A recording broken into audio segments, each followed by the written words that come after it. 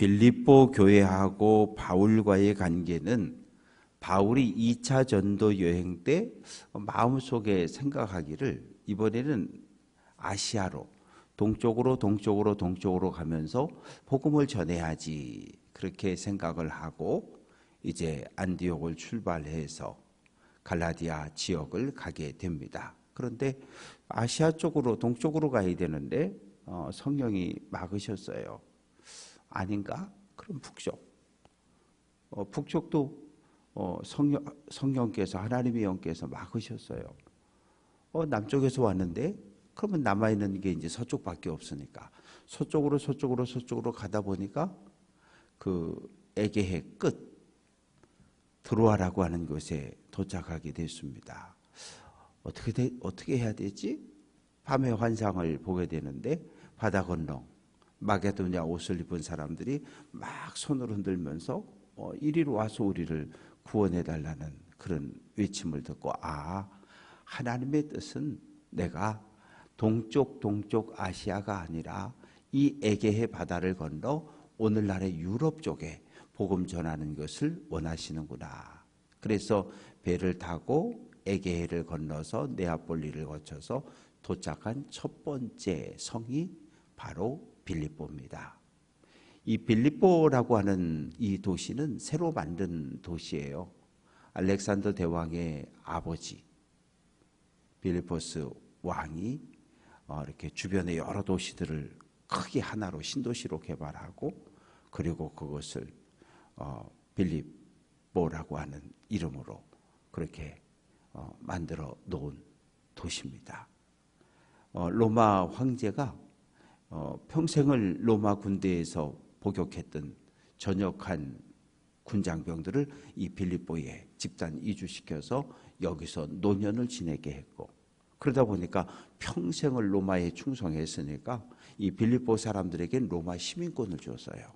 그리고 로마 황제가 직접 통치하는, 그러니까 특혜가 많은 거죠. 세금도 내지 않고 이 여러 가지 생활이 풍족하도록. 그래서 빌립보 사람들은 우리는 로마 시민권자야. 로마 시민권.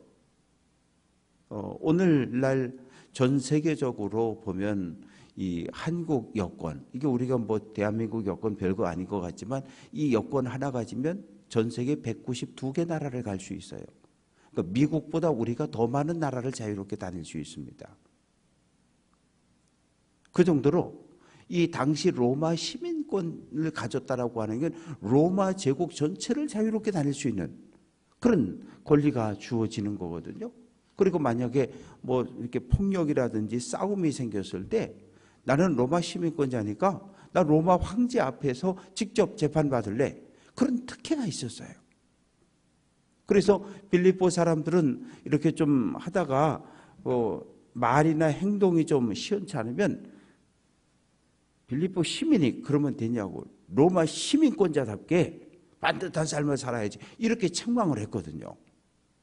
그런 지역에 복음이 전해졌습니다. 루디아라고 하는 옷감장수, 큰 포목점을 하는 여인이 예수를 영접하게 되고, 점치는 귀신 들렸던 여종이 바울을 만나서 귀신이 쫓겨나니까 온전한 정신을 갖게 되고, 또 매를 맞고 감옥에 갇혔던 빌립보, 요즘 표현으로 하면 빌립보 경찰서 그 간수 가족들이 또 다 예수를 믿게 되고, 그들을 중심으로 세워진 교회가 빌립보 교회입니다. 오래 있지는 못했어요. 몇 달 있다가 막 그 유대교인들이 돈을 주고 깡패를 사가지고 막 바울을 잡으러 쫓아다니니까 도망쳐서 데살로니가로 이렇게 피할 수밖에 없는데, 오래 있지는 못했지만 이 빌립보 교회는 복음을 받아들인 그 순간부터 바울을 위해서 기도하고 선교비를 후원하고, 그리고 바울이 감옥에 갇혔다는 소식을 들었을 때는 에바브로디도에게 영치금을 듬뿍 줘가지고 너 가서 바울의 옥바라지 하라고, 이렇게 처음 복음을 받아들인 첫날부터 바울이 순교당하는 그 순간까지도 바울과 좋은 관계를 맺고 유지했던 교회가 빌립보 교회입니다. 로마 지금 감옥에 갇혀 있는데 에바브로디도가 왔어요. 와가지고 이야기를 합니다. 교회 안에 다툼이 좀 생겼습니다. 요디아라고 하는 여성하고 순두계라고 하는 이 두 여성을 중심으로 교회가 쫙 갈라져 버린 거예요. 그래서 그냥 틈만 나면 두 파가 싸워서 교회 안에 혼란이 생겼다는 이야기죠. 그래서 그 문제를 어떻게 풀어갈 것인지, 그리고 사도 바울께서 떠나고 난 이후에 예루살렘에서 내려온 유대 율법주의자들, 거짓 교사들이 바울 당신은 사도가 아니라고 이야기하면서 예수만 믿으면 안 된다고, 할례도 받아야 되고 절기도 지켜야 되고 성지순례도 갔다 와야 되고 온갖 것을 다 요구하고 있는데 어떻게 하면 좋겠습니까? 그래서 그거에 대한 답변이 오늘 빌립보서라고 하는 편지입니다. 그래서 1절, 2절에서 바울이 자기를 소개합니다.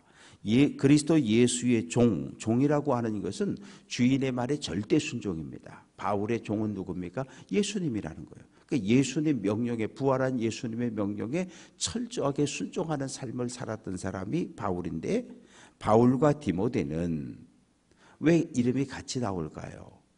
이 빌립보서뿐만 아니라 다른 서신에도 바울과 디모데는 이렇게 같이 인사를 하는 표현이 나오는데, 이랬을 때 우리는 어떻게 이해할 수 있냐면, 바울은 오간에 갇혔고 디모데는 자유롭게 왔다 갔다 할 수 있는 사람이니까 바울이 편지를 불러주는 거죠. 그러면 디모데가 썼어요. 그래서 공동 발신자, 공동으로 편지를 쓴 사람이 디모데로 등장을 하고, 디모데도 빌립보 교회에 같이 갔던 제자요 주치의였기 때문에 디모데도 제자요 함께 복음을 전했던 믿음의 아들이었기 때문에 빌립보 교회 교인들이 바울만 아는 게 아니라 디모데도 함께 알아요. 그래서 함께 인사를 전하고 있습니다. 그러면서 2절에서 하늘아버지 예수님으로부터 은혜와 평강이 빌립보 교회와 성도들 여러분 모두에게 함께 하기를 빕니다. 그러면서 이제 3절부터 11절까지 말씀 속에 빌립보 교회 성도를 향한 바울의 마음이 어떤지를 잘 표현해 주고 있는데, 3절 말씀 보면 내가 너희를 생각할 때마다 나의 하나님께 감사한다. 목회자 입장에서 이렇게 누군가를 떠올릴 때 웃음이 나올 수 있는 사람이 35년, 36년 목회를 하면서 여러 교회를 거쳐오면서 그 교회마다 기억나는 사람들이 있을 거예요. 둘 중에 하나겠죠. 저한테 여러 가지 잘해준 사람들이 있을 거예요. 말 한마디, 표정 하나, 옆에서 힘내라고 위로해주고, 그런 사람들도 기억이 날 거고, 또 한편으로는 제가 목회할 때 저를 힘들게 했던 사람들도 제 기억에 남아 있을 거예요. 그런데 저를 힘들게 한 사람을 위해서는 기도를 잘 안 하게 되겠죠. 그러나 저를 행복하고 즐거운 목회로 함께 할 수 있도록 동역해 준 성도들을 생각할 때는 제가 웃음이 나오겠죠. 웃음이 나올 거예요. 그리고 4절 말씀 보면 간구할 때마다 너희 무리를 위하여 기쁨으로 항상 간구한다. 이런 성도가 있다면 여러분들은 어떠셔요? 매일매일 하나님 앞에 나와 기도할 때 어떤 한 사람이 딱 떠오르면서 웃음이 확 나면서 그 사람의 건강과 그 사람의 삶과 사업과 자녀들을 위해서 기도해 줄 수 있는 그런 사람이 우리에게 있다는 건 행복이에요. 그런 사람이 하나도 떠오르지 않는다면, 그냥 이렇게 기도하려고 생각만 하면 막 그냥 나를 힘들게 했던 사람 얼굴이 떠올라가지고 얼굴이 울그락불그락 해가지고 뭐라고 기도를 할 수가 없어가지고 그냥 자리를 떨치고 일어난다라고 한다면 이건 불행한 거잖아요. 그래서 저도 이 설교를 쓰면서 그런 생각을 해봤어요. 35년, 36년의 목회 여정 속에서 떠오르는 사람들이 있어요. 교회마다 있어요. 그러면 그 사람들을 생각하면 웃음이 나오고 얼굴이 환해지고, 그러면서 그분들이 어떻게 지낼까 궁금하기도 하고, 그런 마음이 저에게도 있는데, 바울이 지금 빌립보 교회를 생각하면 웃음이 나온다는 거예요. 빌립보 교회 성도들을 떠올리면서 기쁨으로 하나님 앞에 기도할 수 있다고 이야기해요. 왜? 5절 너희가 첫날부터 이제까지 복음을 위한 일에 참여하고 있다. 내가 빌립보에서 복음을 전했을 때 너희가 이 복음을 아멘으로 받고 예수를 영접했고, 그리고 지금까지 내가 옥에 갇혀 있는 지금까지도 너희와 나의 관계가 단절되고 끊어진 게 아니라 너희가 나를 위해 기도해 주고 있고 선교비를 보내주고 있고 에바브로디도를 보내서 이렇게 옥바라지를 해주고 있으니 이 모든 일은 결국 복음을 전하는 이 놀라운 사역에 너희들이 참여하고 있기 때문에 내가 감사하다.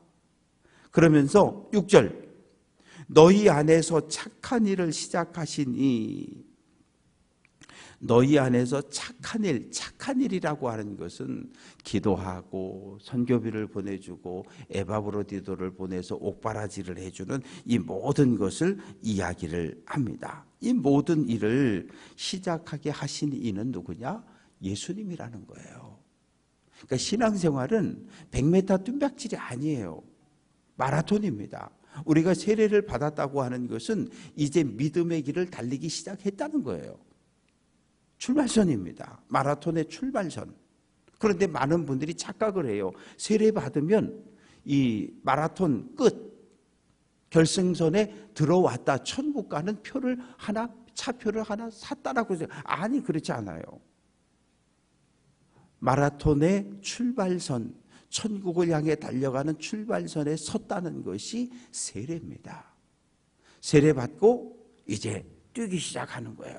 42.195km 먼 길을 달려가야 돼요. 이 길 가다가 결승점을 들어오는 사람은 많지 않아요. 많은 사람들이 중도에 탈락합니다. 어떤 사람은 1km 뛰고 주저앉고, 어떤 사람은 5km 뛰고 주저앉고, 어떤 사람은 10km 뛰고 주저앉고, 어떤 사람은 40km를 뛰어왔는데 그만 2단에 넘어가서 훌끄덕 그냥 또 믿음의 길을 떠나버리기도 하고, 어떤 사람은 다 달려와가지고 마음의 상처를 받아서 그냥 그 자리에 주저앉아 버리기도 하고. 그래서 하나님의 나라 구원의 문을 통과하는 것이 쉽지 않음을 이야기하면서, 그리스도 예수의 날, 예수님 다시 오시는 그날, 우리가 하나님 앞에 부름받는 그날에 구원이 완성이 되니까, 여러분 출발은 잘했는데 마지막까지 구원이 완성될 때까지 긴장을 놓치지 말고 믿음의 길을 잘 달려가기를 부탁한다고 그렇게 이야기합니다. 그래서 이제 7절에서 내가 너희 무리를 위하여 이와 같이 생각하는 것이 마땅하니, 이와 같이 생각한다는 건 3절부터 6절까지의 모든 이야기입니다. 너희가 내 마음에 있다는 거예요. 빌립보 교회 성도들이 언제나 내 마음속에 이렇게 자리를 잡고 있다는 거예요. 내 마음속에 자리를 잡고 있고, 나의 매임과, 지금 감옥에 나는 갇혔고, 복음을 변명함과 확정함에 너희가 다 나와 함께 은혜에 참여한 자가 된다. 이 말의 의미는 내가 이제 황제 앞에 나가서 재판을 받게 될 텐데, 로마 시민권자니까 황제 앞에 재판을 받게 될 텐데, 내가 거기서 담대하게 내가 지금 감옥에 갇힌 이유는 내가 예수를, 부활한 예수를 전했기 때문이라고 내가 분명하게 이야기하겠다는 거예요. 변명이라는 말은 변호한다는 이야기거든요. 변호사 생각하면 돼요. 황제 앞에 나가서 내가 왜 감옥에 갇히게 되었는지를 내 스스로 증명하겠다는 거예요. 그런데 나 혼자가 아니라 빌립보 교회 교인들, 수많은 성도들이 나와 함께 그 자리에서 황제에게, 부활한 예수에 대해서 증거할 수 있는 그런 기회가 되겠다라고 이야기하면서 8절, 내가 예수 그리스도의 심장으로 너희 무리를 얼마나 사모하는지 하나님이 내 증인이시다. 바울은 부활한 예수님을 만난 그 순간, 그리고 안수받고 성령의 충만함을 경험하는 그 순간 심장을 이식했다고 표현하고 있는 거예요.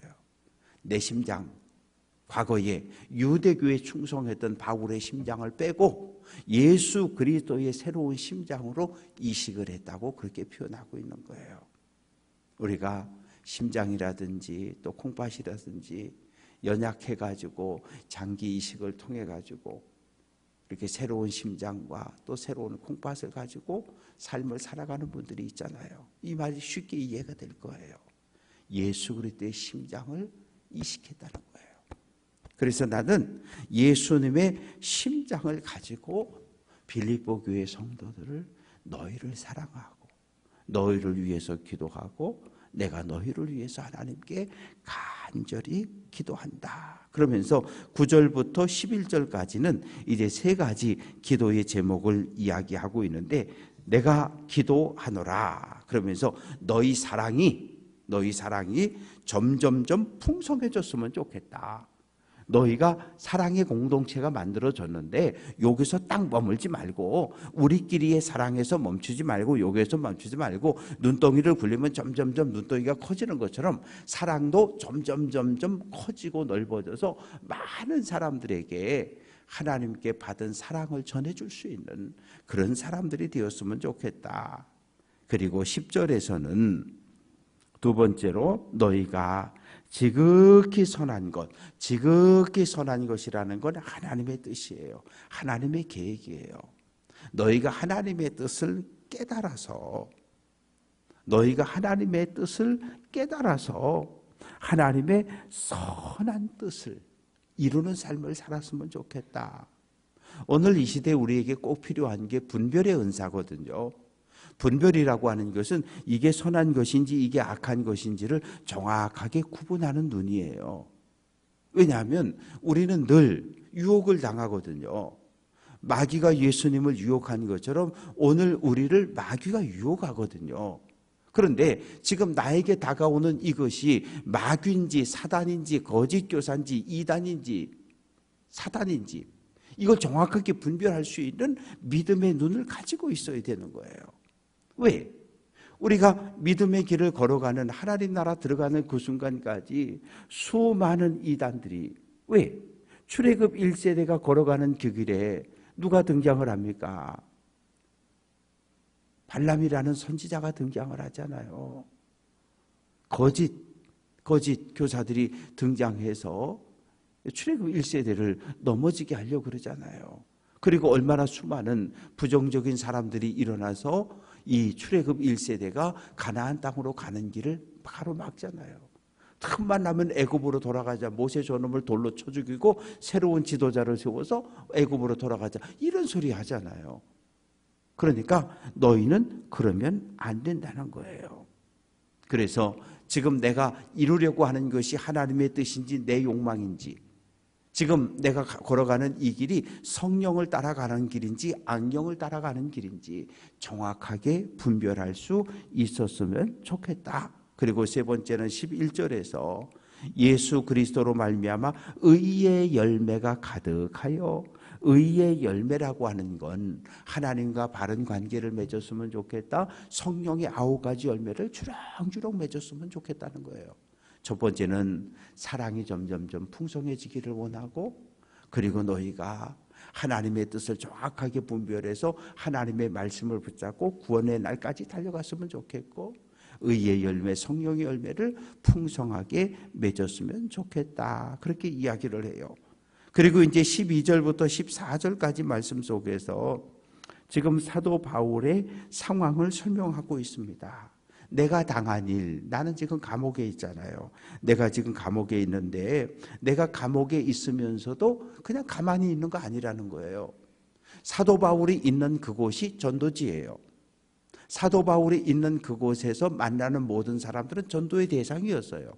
그러니까 사도 바울은 감옥에 갇혔든지 감옥 밖에 있든지 언제 어디서나 사람들에게 복음을 전하는 삶을 살았다고 이야기를 합니다. 그래서 13절 말씀 보면 내가 감옥에 갇힌 것이 모든 시위대 안과 그 밖의 모든 사람에게 나타났다. 시위대라고 하는 이 군대는 총독의 관절을 지키는 군인들을 이야기해요. 그러니까 지금 사도 바울이 월세집을 하나 얻어놓고 그리고 이 총독 관절을 지키는 로마 군인들이 매일 와서 지키는 거거든요. 바울이 밖으로 나오지 못하도록 언제까지? 로마 황제에게 재판받는 그날까지. 그래서 그 사람들도 안다는 거예요. 저 사람은 예수 때문에 잡혀왔대. 저 사람 예수 때문에 지금 로마 황제에게 재판을 청했대. 이런 소문이 났다라고 이야기합니다. 그리고 바울을 찾아오는 많은 사람들에게 계속해서 복음을 전했고 더 놀라운 것은 14절. 형제 중에 다수가 나의 매임으로 말미암아. 사도 바울이 복음 전하다 감옥에 갇혔대. 그래서 모두 숨어버린 게 아니라 사도 바울이 감옥에 갇혔대. 그러면 나도 이제 제2의 바울, 나도 제3의 바울, 나도 제4의 바울이 되어서 나도 복음을 전하겠다고. 아니, 사도 바울이 그동안 우리를 대신해서 열심히 복음을 전했는데 그 바울이 갇혔으면 이제 나라도 나가서 복음 전해야지. 이렇게 해서 복음을 전하는 사람들이 여기저기서 더 많이 일어나게 되었음을 이야기하고 있습니다. 말씀을 정리해 봅니다. 사도 바울은 지금 감옥에 갇혔어요. 복음을 전했기 때문에, 부활한 예수를 전했기 때문에. 그런데 그것을 전혀 부끄러워하지 않아요.